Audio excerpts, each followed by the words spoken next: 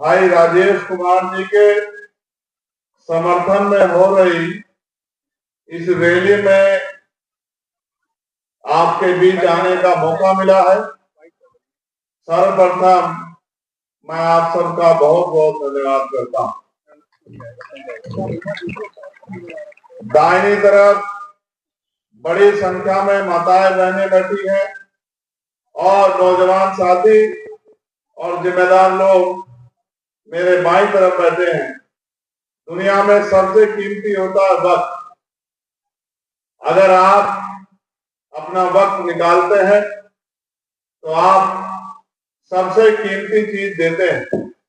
मैं इसलिए आपका धन्यवाद कर रहा हूं कि आपने यहां आकर जो विश्वास भाई राजेश कुमार जी पर हमारी पार्टी संगठन में दिखाया है, हम इसके ऋणी हैं और हम इस पर खरा उतरने का काम करेंगे।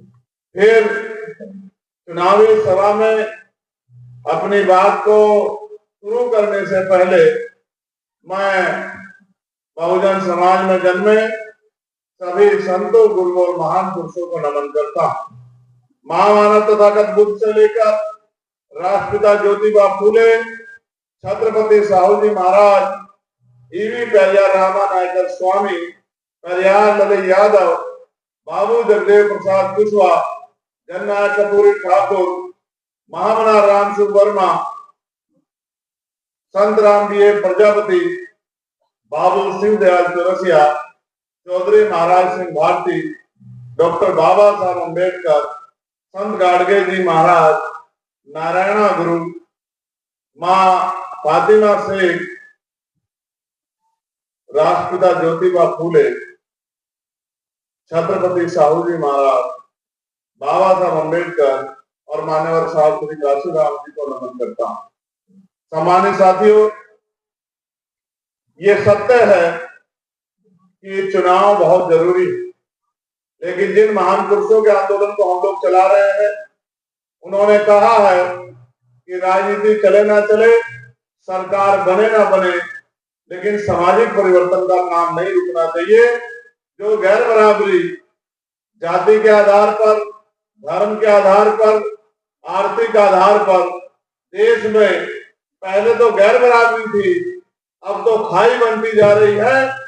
इस सामाजिक गैर बराबरी को समाप्त करके भाईचारा बना के समता मूलक समाज हम लोगों को बनाना है। आज जब मैं कटहरी में हूँ तो बड़ी दिल से इस बात को आपसे कहता हूँ कि हम लंबे समय से अपने गुरुओं, संतों, महापुरुषों के रुके हुए काम को आगे बढ़ाने के लिए दिन रात मेहनत कर रहे हैं। कभी प्रदेश के इस कोने में, कभी उस कोने में, कभी किसी और प्रदेश में, कभी और प्रदेश में, कभी जुल्म जाति के खिलाफ और कभी लोगों को जागरूक करने के लिए, कभी कैडर के कार्यक्रम के जरिए, कभी आंदोलन के जरिए। जो भी रास्ते आपकी तरक्की के खुलते हैं, उनको आगे बढ़ाने का काम हम लोग कर रहे हैं। आप ये भी जानते हैं कि आज जो अवसर प्राप्त हुए हैं वो लंबे समय पुराने नहीं। आज हम आजादी के 70 साल से थोड़े से ज्यादा समय में हैं, लेकिन देश ऐसा नहीं था। देश में सामाजिक आर्थिक गैर बराबरी की जड़ें बहुत पुरानी हैं, जिसका असर आज भी है। हमारे महापुरुषों ने समय समय पे इसके खिलाफ आंदोलन चलाए हैं, जिनमें भगवान बुद्ध से लेके और सतगुरु रविदास जी महाराज के आंदोलन बड़े ही बेशकीमती हैं, जिन्होंने बड़े बड़े परिवर्तन किए। फिर उसके बाद आधुनिक भारत में राष्ट्रपिता ज्योतिबा फूले जी का आंदोलन, छत्रपति साहू जी महाराज का आंदोलन और डॉक्टर बाबा साहब अम्बेडकर का आंदोलन हमारे लिए हमेशा प्रेरणा स्रोत रहेगा। आज जब मैं यहाँ बोल रहा हूँ तो मैं लोकसभा का चुनाव मेंबर हूँ और ये अवसर अगर हमें मिले हैं तो ये बाबा साहब अम्बेडकर के संविधान की वजह से मिले हैं। देश तो आजाद 15 अगस्त 1947 को हो गया था, लेकिन देश की बहुत बड़ी आबादी को बराबर के अधिकार और सम्मान का जीवन नहीं मिला। ये जीवन दिलाने के लिए हमारे महान पुरुषों ने संघर्ष किए और तत्कालीन जो सरकार थी अंग्रेजों के नेतृत्व में जो चलती थी, उस सरकार से एक एक हक के लिए, यहाँ तक कि पीने के लिए, पानी के लिए भी संघर्ष करके हमें यहाँ तक लाने का काम किया है। जैसा मैंने आपको याद दिलाया कि देश 15 अगस्त 1947 को आजाद हुआ, लेकिन 14 अगस्त 1947 को हम लोग यहाँ अंग्रेजों के अधीन थे। जब हम अंग्रेजों के अधीन थे तो अंग्रेजों के बनाए कानूनों के आधार पे हम लोगों को चलना पड़ता था, और क्योंकि उस समय गैर बराबरी बड़े पैमाने पे थी तो बहुत सारे अधिकारों से भी हम लोग वंचित थे। फिर देश आजाद हुआ, लेकिन देश की आजादी के साथ बराबर के हक सम्मान हमें नहीं मिले। इसका उदाहरण यह है कि 14 अगस्त 1947 को जिसके पास एक गज जमीन नहीं थी, 15 अगस्त 1947 को आजाद होने के बाद उसके पास कई बीघा जमीन नहीं हो गई। जिनके पास नौकरी नहीं थी, आजादी के बाद उनके पास नौकरी नहीं आई।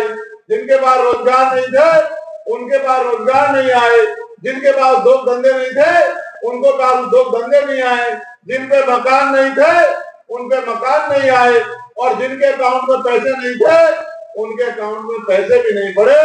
अगर असली आजादी आई तो 26 जनवरी 1950 को जब बाबा साहब अम्बेडकर का संविधान लागू हुआ, वो संविधान जो मानव को एक समान बनाता है, वो संविधान जो आपको मुझे भी वो अवसर और अधिकार देता है जो रानी राजा के बेटे को देता है। तो मैं आपसे कहना चाहता हूं कि अभी भी बहुत लंबी लड़ाई है। जहां हमारे महापुरुष छोड़ के गए, वहां से बहुत आगे हम नहीं गए हैं। अब तो खतरा और ज्यादा बढ़ गया है, क्योंकि जो सरकारें सत्ता में काबिज हैं, वो आपके और आपके बच्चों के अधिकारों को दिन रात लूटने काम कर रही हैं। जब एक तरफ आपके अधिकारों को लूटने के लिए बड़ी बड़ी साजिश हो रही है और तमाम तरह षड्यंत्र हो रहे हैं, तो आपको भी जागरूक होना चाहिए।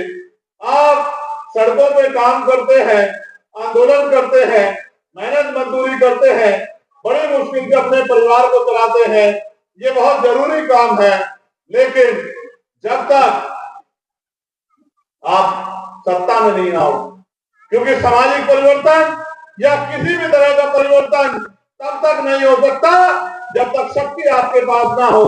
और शक्ति भारतीय लोकतांत्रिक व्यवस्था में सत्ता में है, और सत्ता उनकी आती है जिनके ज्यादा एमएलए जीतते हैं। ये तो चुनाव है। हमारा प्रयास ये है कि आपकी मजबूत आवाज विधानसभा में जानी चाहिए। जिस तरह पार्लियामेंट में मैं आपके विषय को उठाता हूं और कोशिश करता हूं कि जो षड्यंत्र हो रहे हैं उनको बेनकाब करके आपको जागरूक करूं, कि आपको एहसास हो कि आपके बच्चों के आगे बढ़ने के रास्ते लगभग समाप्त करने की तैयारी तमाम सरकारों ने कर ली है। अगर अभी भी हम सोए रहे और चादर तान के घर में लेटे रहे तो वो दिन भी दूर नहीं कि जो बाबा साहब अम्बेडकर ने संविधान में अधिकार दिलाए थे वो भी धीरे धीरे संशोधित होकर खत्म हो जाएंगे। इसका एक उदाहरण ये है कि आज उत्तर प्रदेश में अभी कुछ दिन पहले उत्तर प्रदेश सरकार ने एक प्रेस विज्ञप्ति के जरिए ये जानकारी दी कि लगभग 27,000 स्कूल हम लोग बंद कर रहे हैं। 27,000 स्कूल, सरकारी स्कूल, इनमें बच्चे किसके पढ़ते हैं? आप और मैं बेहतर जानते हैं कि बाबा साहब अम्बेडकर ने कहा था कि शिक्षा श्रेणी का वो दूध है जो पिएगा वो दहाड़ेगा। और आप ये भी जानते हैं कि शिक्षा हमारा हथियार है। 300-400 रुपए की मजदूरी करके हम गरीबी बेरोजगारी की बेड़ियां नहीं काट सकते हैं। जब तक हम अच्छी शिक्षा लेके और अच्छा रोजगार करके सरकारी प्राइवेट नौकरी करके पैसे हमारी जेब में नहीं होंगे, तब तक हम अपने परिवार को सुख सुविधा सम्मान नहीं दिला सकते हैं। इसलिए आप महसूस करो कि इन सरकारी स्कूलों में धन्ना सेठों के बच्चे नहीं पढ़ते, पूंजीपतियों के बच्चे नहीं पढ़ते, और तो और सरकारी कर्मचारी अधिकारियों के बच्चे भी नहीं पढ़ते, नेता अभिनेताओं के बच्चे भी नहीं पढ़ते। इन स्कूलों में अगर कोई पढ़ता है तो गरीबों के बच्चे पढ़ते हैं, किसानों के बच्चे पढ़ते हैं, मेहनत कश कौमों के बच्चे पढ़ते हैं, और जाति व्यवस्था के आधार पे दलित, पिछड़े और मुस्लिम समाज के, आदिवासी समाज के बच्चे पढ़ते हैं। जब आप महसूस करो सरकारी स्कूल बंद हो जाएंगे तो ये बच्चे पढ़ेंगे कहाँ, और जब ये पढ़ेंगे नहीं तो इनका भविष्य क्या होगा। इसलिए मुझे डर लगता है कि सरकार हमसे बात तो करती है कि हम आपको 5 किलो अनाज देंगे, सरकार ये भी कहती है चुनाव के समय गैस सिलेंडर सस्ता कर देंगे, सरकार ये भी कहती है कि बिजली का बिल माफ कर देंगे, लेकिन जो असल रास्ता बाबा साहब अम्बेडकर दिखा के गए कि भाई एजुकेशन, शिक्षा अच्छी होनी चाहिए, उस शिक्षा को बेहतर करने का कोई प्रयास सरकार के लोग नहीं करते। और तो जैसा मैंने आपको बताया उस रास्ते को खत्म करने के लिए इंतजाम तो कर रहे हैं। एक तरफ बड़े बड़े स्कूल बन गए हैं जिनमें अमीरों के बच्चे पढ़ते हैं, और एक तरफ सरकारी स्कूल है जहाँ गरीबों के बच्चे पढ़ते हैं। और सच ये है कि सरकारी स्कूलों की बिल्डिंग का इतना बुरा हाल है, आपके आसपास होगा कोई सरकारी स्कूल, जाकर देखना, ना साफ सफाई होगी, ना फर्नीचर अच्छा होगा, ना बिल्डिंग अच्छी होगी, और ना ही समय पे टीचर उपलब्ध होंगे। जितनी बच्चों की संख्या उस आधार पे भी टीचर नहीं होंगे। मैं तो अपनी आंखों से देखता हूँ। अभी एक सरकारी स्कूल में गया था, मेरे लोकसभा क्षेत्र में है। मैंने टीचर से पूछा कि इस बिल्डिंग का हाल देखो, ये कभी भी गिर सकती है। उन्होंने कहा, सांसद साहब हमने सबको लिख के दे दिया, हम ही क्या कर सकते हैं। अगर इसको गिरना होगा और जिस तरह की इसकी हालात गिरेगी ही, तो जिस दिन गिरेगी उस दिन गरीब के बच्चों को नुकसान होगा, अमीरों को कोई फर्क नहीं पड़ता। और सरकार अमीरों की है, तो इसलिए मुझे आपसे कहना पड़ रहा है कि आप ही कुछ सोचो, आप ही सरकार को जगाओ कि ये गरीबों के बच्चों की जीवन से खिलवाड़ ना करे। मैं आपको इसलिए कहना चाहता हूँ कि आज उत्तर प्रदेश में बिजली सोने के तारों में आती है, और बिजली के दाम जहाँ 5-7 साल पहले 200-250 रुपए का बिल आता था, आज वहां 700-800 रुपए का बिल आता है। वहीं पर पानी के दाम भी लगातार बढ़ रहे हैं, और सरकार के पास इस महंगाई को रोकने का कोई इंतजाम नहीं है। साथ साथ जैसा मैंने आपको कहा कि सामाजिक गैर बराबरी है, उसका बड़ा उदाहरण यह है कि यही भारतीय जनता पार्टी के विधायक जिनका नाम योगेश वर्मा है, उनको एक वकील ने इतना शानदार तरीके से थप्पड़ मारा कि उनको एहसास कराया कि आज भी दलित पिछड़े वर्ग को उसका सम्मान ये भारतीय जनता पार्टी के लोग नहीं करते हैं। ये उनको विधायक बनने पर भी, सांसद बनने पर भी अपमानित करने का काम करते हैं, और कहते हैं कानून व्यवस्था अच्छी है। इतनी अच्छी है सम्मानित साथियों कि विधायक जी को अपने ऊपर हुए अपमान के लिए FIR कराने में 12-15 दिन लग गए। अगर इससे ज्यादा अमीर का कुत्ता या बैल भी या बकरी भी या गाय भी या भैंस भी अगर चोरी हो जाती तो 10 मिनट में FIR दर्ज होके और वो बैल, बकरी और वो कुत्ता बिल्ली मिल जाते। लेकिन विधायक जी 10-12 दिन की एड़ी चोटी का जोर लगा के इस भारतीय जनता पार्टी की सरकार में अपने सम्मान की रक्षा नहीं कर पाए। इसलिए मैं आपको कहना चाहता हूँ कि ये लड़ाई हम सबकी है और हमें इसको लड़ना पड़ेगा। अभी ताजा उदाहरण देखिए, कोई भर्ती उत्तर प्रदेश की ऐसी नहीं है जिसका पेपर लीक ना हुआ, और पेपर लीक तो हुआ और फिर आरक्षण में भी घोटाला हुआ। चाहे यूपी पुलिस का मामला हो, चाहे 69,000 शिक्षक भर्ती का मामला हो, और 69,000 शिक्षक भर्ती में दलित पिछड़े वर्ग के बच्चों के 20,000 पद इसी योगी आदित्यनाथ जी की सरकार ने लूटने का काम किया। और मेरे आज भी याद है, आपकी ताकत से हमने इको गार्डन में आंदोलन करके उनको न्याय दिलाने का काम किया था, और सरकार ने 6,800 नियुक्तियां उनको देने का काम किया था। 5 दिन हम लोग पूरे आसमान में लेते रहे कि हमारे भाइयों को रोजगार मिल जाए। इसलिए हम लोग राजनीति कर रहे हैं कि उनके घरों में रोशनी पैदा हो जाए। लेकिन जब उनको 6,800 नौकरियां मिली तो इन्हीं के लोग कोर्ट चले गए, और कोर्ट ने फिर उस पर रोक लगा दी। अभी फिर हाईकोर्ट ने भी आदेश कर दिया तो इन्हीं के लोग सुप्रीम कोर्ट चले गए, फिर वो नियुक्तियां झुकी तो रह गई। समस्या ये है कि यही मारते हैं और यही बचाते हैं, और हमारे लोग इनको ही अपना मान के इनको वोट की ताकत देते हैं। उस पुराने बात को छोड़ो, आज की बात पे आओ। अभी लोक सेवा आयोग प्रयागराज के आगे बच्चे आंदोलन कर रहे हैं पिछले 3 दिन। बेटियां हैं, बेटे हैं, हमारी बहनें, मैं उनको सुन रहा हूं, उनकी मांग जायज है, उनकी मांग जायज है, मैं उनको सुन रहा हूं, जाना चाहता हूं, इसलिए नहीं जा रहा हूं कि 1 मिनट लगेगी उनके मेहनत के आंदोलन को राजनीतिक आंदोलन साबित करने के लिए भारतीय मीडिया 1 दिन लगेगी सरकार के बचाव में। ये भारतीय मीडिया जिसने अपना चरित्र बेच दिया है, ये 1 दिन में और 1 घंटे में उस आंदोलन को राजनीतिक आंदोलन साबित करके उन बच्चों की मेहनत को पीछे जाने का काम करेगी। इसलिए मैंने कहा कि मैं आपके साथ हूं और सरकार को भी चेतावनी देता हूं कि अगर इनकी मांगों को नहीं सुना गया तो 25 तारीख से संसद चल रही है, एडी चोटी का जोर लगा के संसद में इनकी आवाज को उठाने का काम करेंगे और इन बच्चों को न्याय दिलाने का काम करेंगे। लेकिन सम्मानित साथियों, देखिए, सरकार कहती है 1 नेशन 1 इलेक्शन, 1 नेशन 1 इलेक्शन, और सरकार कहती है हमने इसकी तैयारी कर रखी है। 6 महीने में अगर कोई पद रिक्त हो जाएगा, जैसे ये रिक्त हुआ था पद, यहाँ के विधायक एमपी बन गए, तो चुनाव होगा 6 महीने के अंदर। लेकिन अगर सरकारी नियुक्ति पे उपस्थित आदमी रिटायर हो जाए या किसी और कारण से वो रिक्त हो जाए तो रिक्तियां नहीं भरी जाएगी, बैकलॉग नहीं भरा जाएगा। इसलिए सरकार कहती है 1 नेशन 1 इलेक्शन, और बच्चे कह रहे हैं, जो यूपी पीसीएस के जो हमारे बच्चे हैं जिन्होंने कई साल मेहनत की है, वो कह रहे हैं कि 1 डे 1 शिफ्ट में एग्जाम करा दीजिए, क्योंकि अगर पेपर बटेंगे तो नंबर कटेंगे, पेपर बटेंगे तो नंबर कटेंगे। इसलिए हम ये नहीं चाहते कि 2-2 शिफ्ट में हो और नॉर्मलाइजेशन खत्म कर दीजिए, वो मना कर रहे हैं। और सरकार के लोग जैसे किसानों को समझा रहे थे ऐसे उनको समझाने का काम कर रहे हैं। अधिकारी कर्मचारी भी आपके फायदे का है, जिसके फायदे का है उसको नहीं पता क्या? अगर मेरे फायदे को चीज है तो मुझे नहीं पता होगा क्या?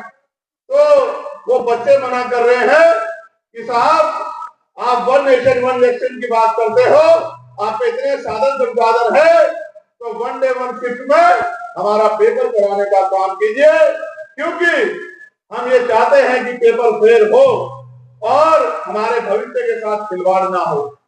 उनकी मांग जायज है। 2 दिन रात में जब वो बच्चियां वहां बैठती है तो मन घबराता, क्योंकि उत्तर प्रदेश के हालात कानून व्यवस्था बहुत अच्छी नहीं है, किसी बच्ची के साथ कोई अन्याय ना हो जाए, भय पैदा होता है। भाई होने के नाते दिल में एक टीस उठती है कि आज उनके बीच में होना चाहिए था, उन सड़कों पे होना चाहिए था जिन सड़कों पे हमारी बहनें और भाई बैठे हुए हैं। लेकिन सिर्फ इसी वजह से कि उनके ऊपर कोई आंच ना आए, उनके आंदोलन पे कोई सवाल ना खड़ा हो, इसलिए मन मार के रह जाता हूं। मगर मैं आपसे कहना चाहता हूं कि हम तो कोशिश कर रहे हैं। क्या आपने मान लिया है कि आपके पास इधर 41 बॉक्सी जगह है और 34 जगह पे आप पेपर भी नहीं करा सकते हो, पेपर लीक की गारंटी आप पहले दे रहे हो। ये जवाब भी हमें सरकार से लगातार मांगना पड़ रहा है कि उन बच्चों को मदद हो जाए।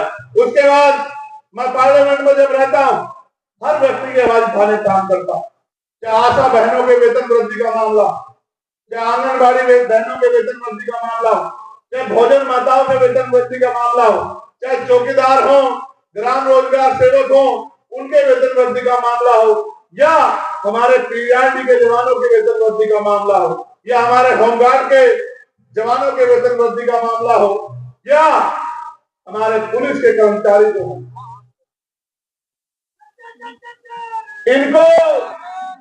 इनको जो इंसान नहीं मानती सरकार, 24 घंटे, 36 घंटे, 40 घंटे जो इनसे ड्यूटी करवाती है, इस तरह की ड्यूटी तो जानवर से भी नहीं ली जाती। जानवर के बारे में भी सोचा जाता है, लेकिन पुलिस के भाइयों के बारे में नहीं सोचा जाता।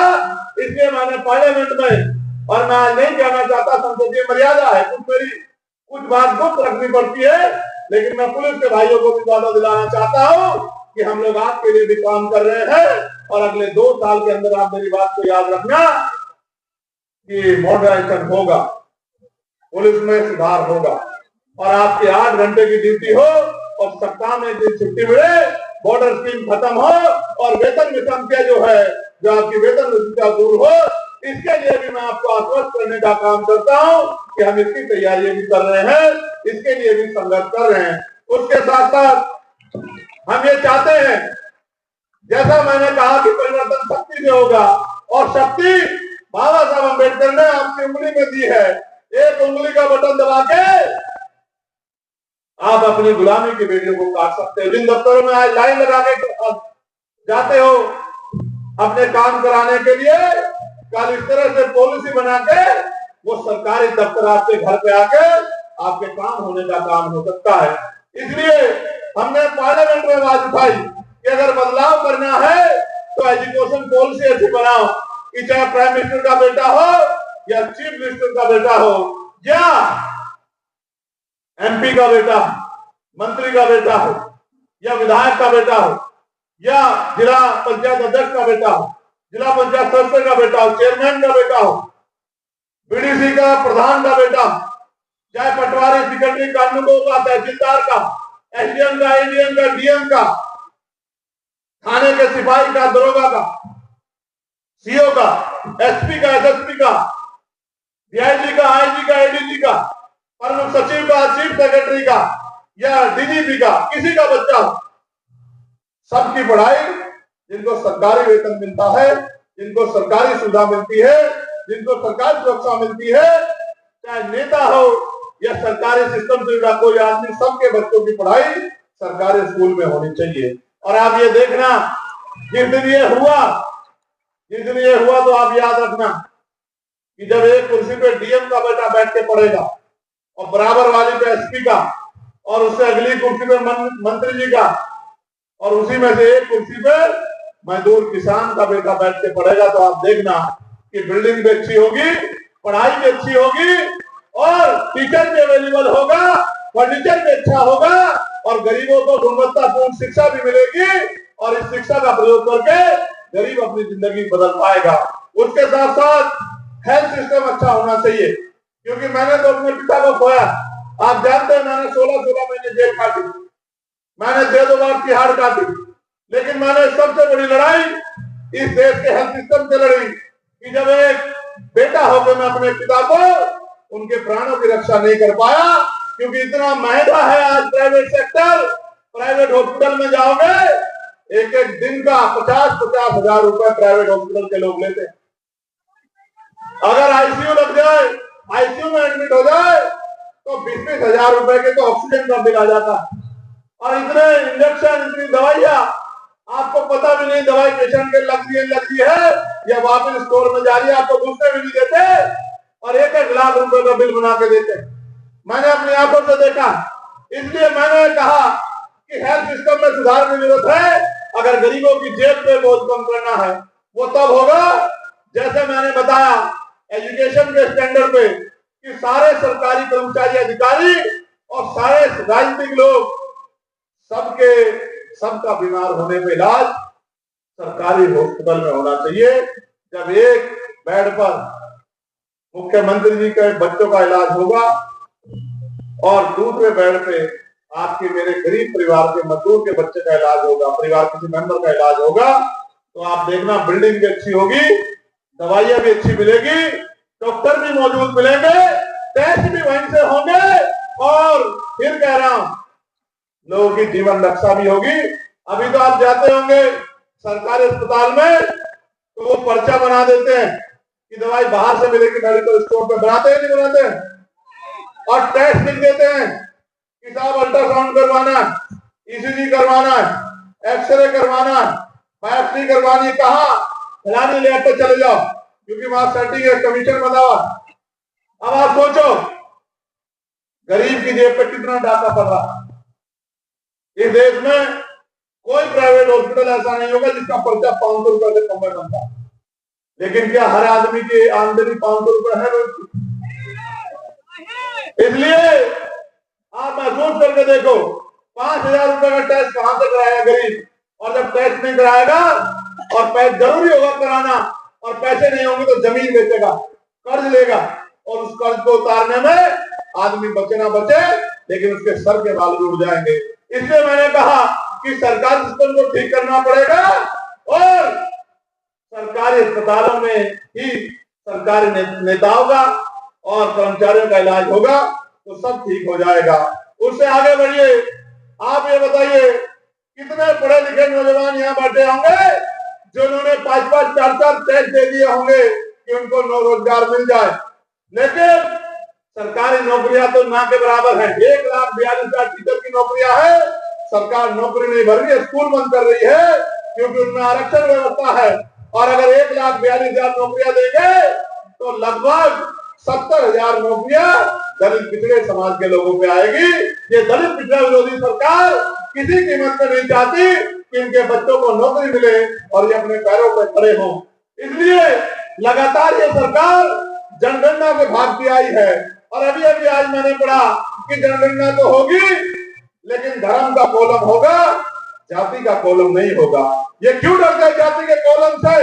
ये इससे डरते हैं कि जिस दिन आपको पता लग गया, जो नारा मानोर काशीराम साहब ने दिया था कि जिसकी जितनी संख्या भारी उसकी उतनी हिस्सेदारी, जिस दिन आपको पता लग गया कि आपकी संख्या कितनी है, इसका उदाहरण सुनो, बिहार में लगभग 90% आबादी दलित पिछड़े आदिवासी और मुस्लिम समाज के लोगों की है। वो जानते हैं कि जिस दिन उनको पता लग गया कि आपकी आबादी इतनी है, आप इतना टैक्स देते हो और आपके हिस्से में मुट्ठी भर पैसा भी नहीं आता, तो फिर ये अपने अधिकार को छीनने के लिए भूखे शेर की तरह दाड़ में काम करेंगे।